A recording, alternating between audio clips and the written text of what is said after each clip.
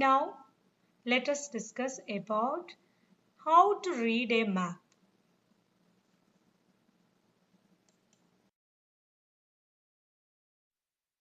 The study of the map is called The study of map is called cartography. The person who makes a map is called cartographer. Maps are very handy to carry and they help in learning about Earth. Maps give us a lot of information about a country or a place. We must know how to read a map and understand the information it provides. To read a map correctly and accurately, it is necessary to understand the language of a map. Every map has colors, directions, signs and symbols and scale. This is called the language of maps. Let us see each one detailedly.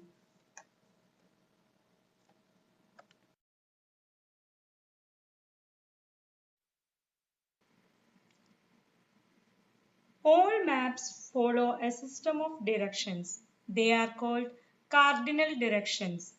There are four major directions which have been universally accepted. They are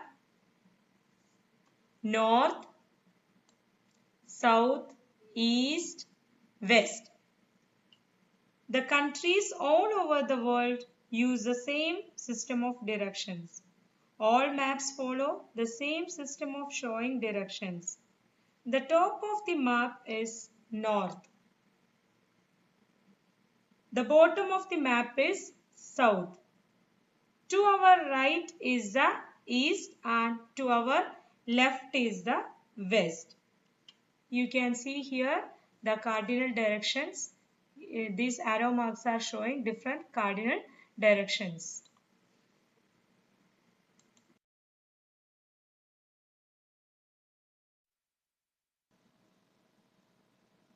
We can also mark the four intermediate directions on a map. If you know the four cardinal directions, it is easy to understand the intermediate directions. Northeast lies between the north and east. Northeast lies between north and east. Northwest lies between the north and west. This is the northwest direction. Southeast lies between the south and east, and southwest lies between the south and west. Here you can see the four intermediate directions. Here north, east. Here you can see southeast. Here you can see northwest, and here you can see southwest.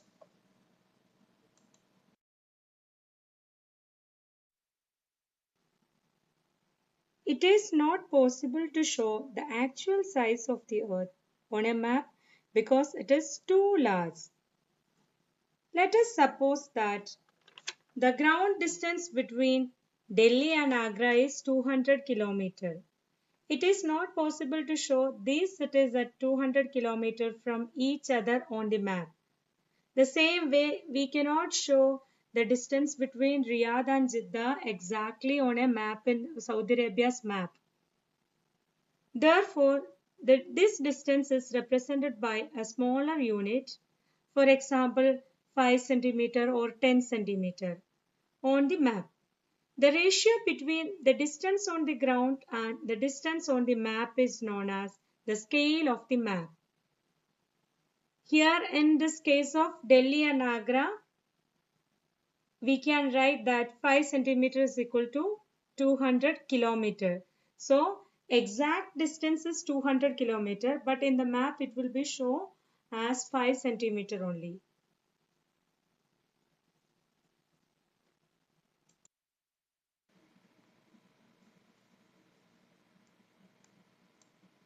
There is not enough space on a map to show mountains, rivers, lakes, bridges, dams, temples, churches and railway tracks. However, a map without this information would not be useful. Different symbols are therefore used on a map to show different information. For example, the land boundary of a country is shown by thick dashes and dots in black. A city is marked by small circles. Here you can see some of the symbols that are used in maps. You can see the airport, domestic airport, international airport, then ambulance station, then bus stop, then fire station. So many you can see here. Map use symbols to give information about what the land looks like and what is on the land. A key explains what the symbols on a map mean. The symbols can be pictures, words, or shortened words.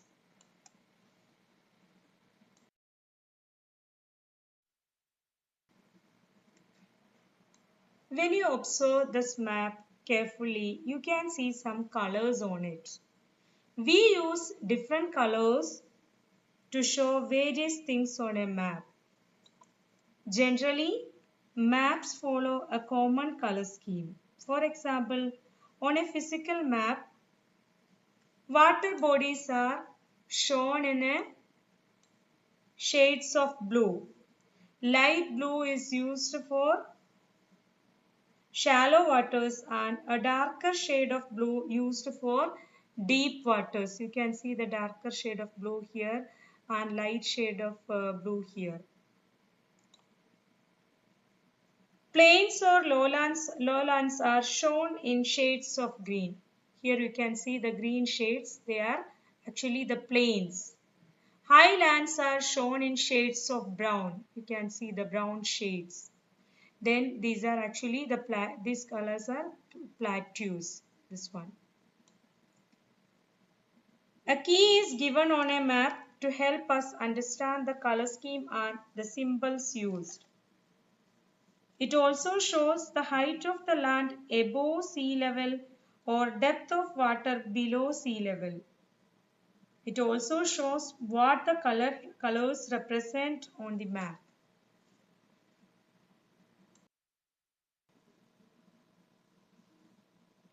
Now let us recall what you learned in this lesson. First, you learned about the shape of the earth.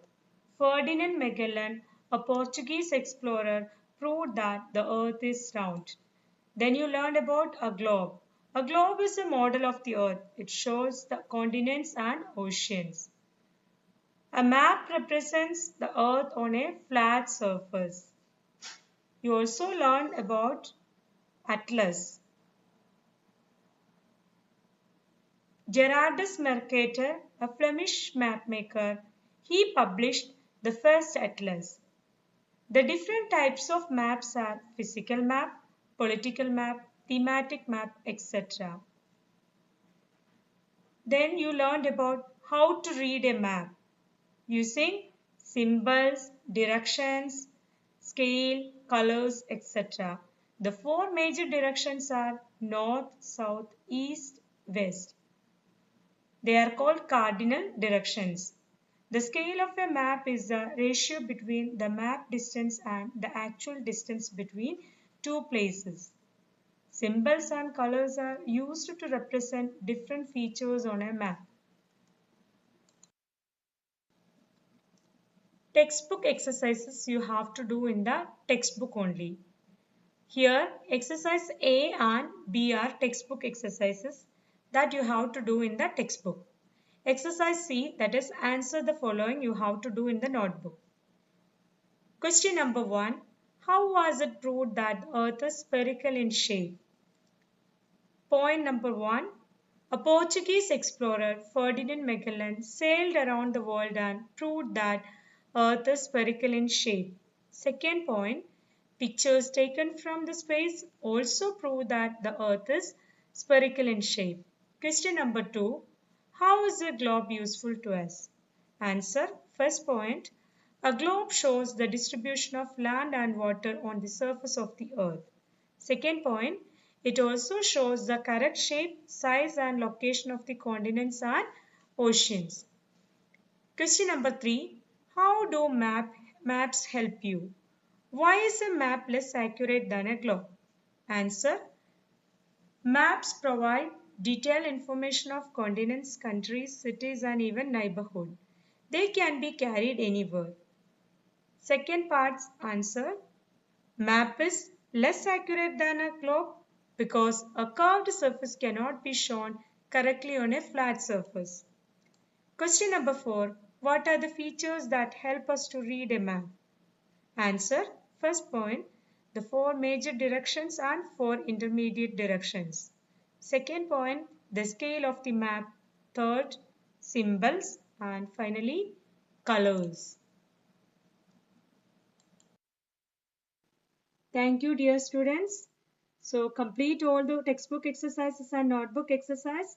Go through the video and learn the lesson properly. Thank you.